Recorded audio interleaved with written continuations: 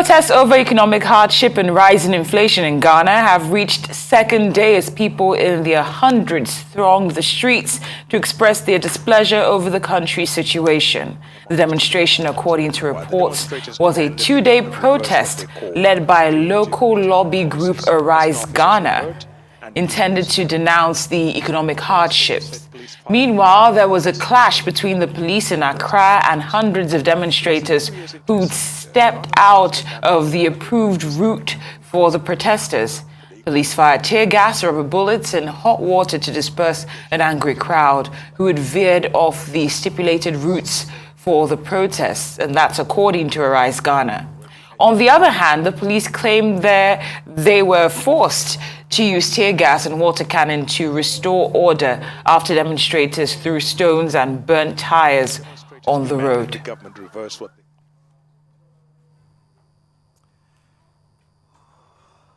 Well, a Ghanaian journalist, Sixtus Ullo, joins us now to speak on the wave of protest in the country over the rising cost of living.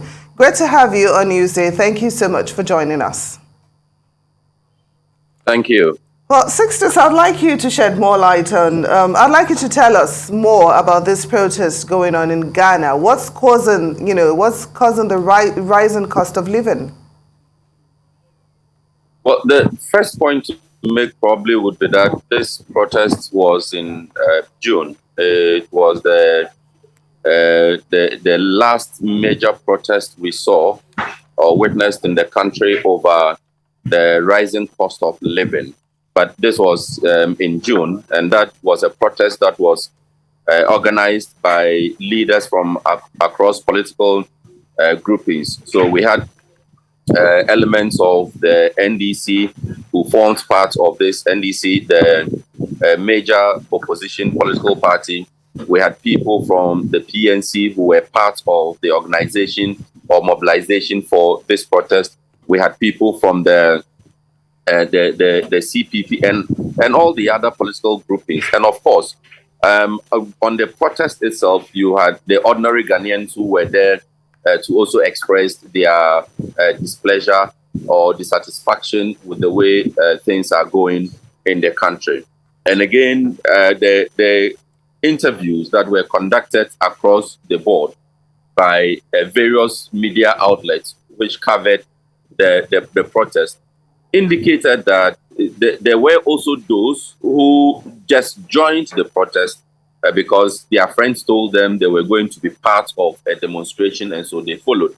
There's the hilarious interview that made the rounds on social media after the protest, where one individual said, as for him, he was merely there to dance to the beautiful tunes that were being played.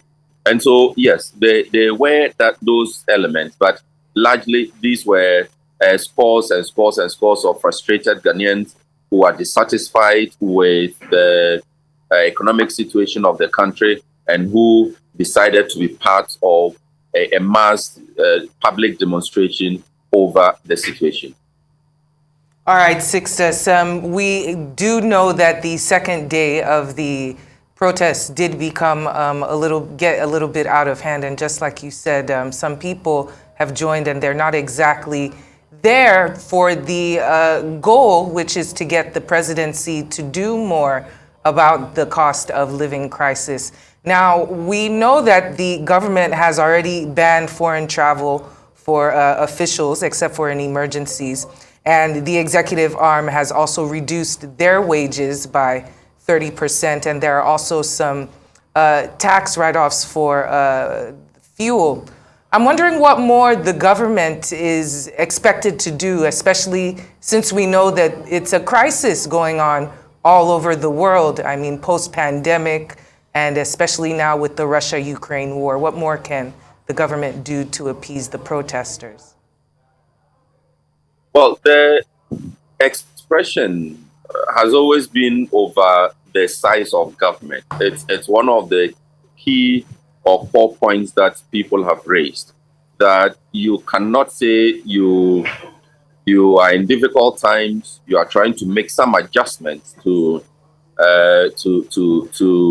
your salaries, the salary structure of the public servants, the government officials, not public servants, government officials, when on the whole you have a large size of government, you have government officials who are traveling out of the country on all sorts of programs.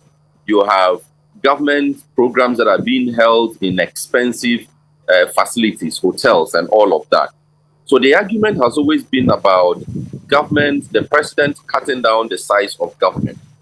Again, the point has also been about government dealing with the particularly rising cost of fuel situation. But as of this morning, we know that the cost of fuel is coming down. Well, for instance, was selling at 11 cedis, 30 pesos per liter. As of this morning, it's come down to 10 cedis, 90 pesos thereabout. And so that is also coming down. But of course, the lingering questions of the size of government and how government officials, including the president, will carry themselves within the public space to show that example, to show that indeed we are in difficult times and the ordinary citizen is expected to lower expectations or to understand the position that government finds itself in. Those are all still expectations that people have. Again, we're talking about the difficulty, the clashes between the police and the protesters. We know that some people were arrested at the protest grounds. Okay, Sixtus, I'm so sorry, we have a minute. Released on bail. Sixtus, I'm so sorry to interrupt, but I think that it's important to ask, where is Ghana when it comes to seeking aid from the IMF at this point? And please tell us in less than a minute. It is another very controversial issue because we had government officials clearly indicating that Ghana was never going to go to the IMF for help. But that the government has since taken a U-turn on that matter. And the first round of engagements were completed middle of last month, and we are expecting IMF officials to return to the country for a second round of engagement. And so it also may be that feeling of betrayal that you have had that assurance from the government that we are not going to go to the IMF because we believe that this is something that we can do on our own, we can handle our own affairs, and all of a sudden there's this U-turn from government. But again, we heard members of the opposition argue consistently that Ghana had no other way out but to go to the IMF. And the opposition, in making that argument, had blamed the government for the excessive borrowing, as the opposition described it, that has led to the position that the country finds itself in. And so, yes, government is engaging with the IMF for some support for Ghana. Ghanaian journalist Sixtus, thank you so much for joining us on Newsday.